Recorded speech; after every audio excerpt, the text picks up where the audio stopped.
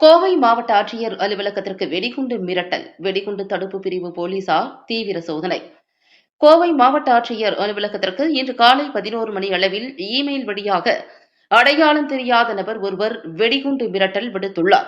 இதனையடுத்து வெடிகுண்டு மிரட்டல் குறித்து போலீசாருக்கு தகவல் அளித்ததன் பேரில் உடனடியாக பாதுகாப்பு நடவடிக்கையாக வெடிகுண்டு தடுப்பு பிரிவு போலீசார் மாவட்ட ஆட்சியர் அலுவலகத்தில் சோதனை மேற்கொண்டு வருகின்றனர்.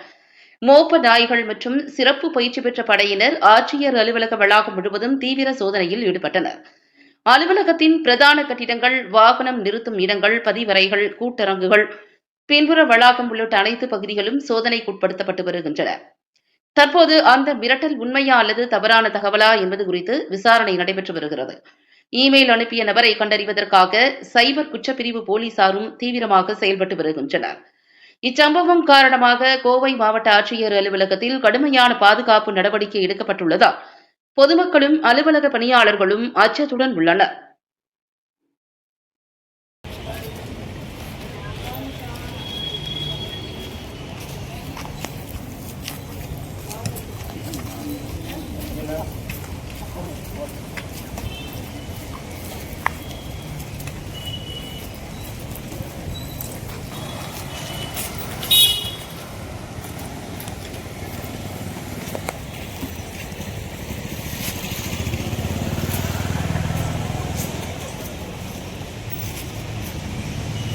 Están los pies de como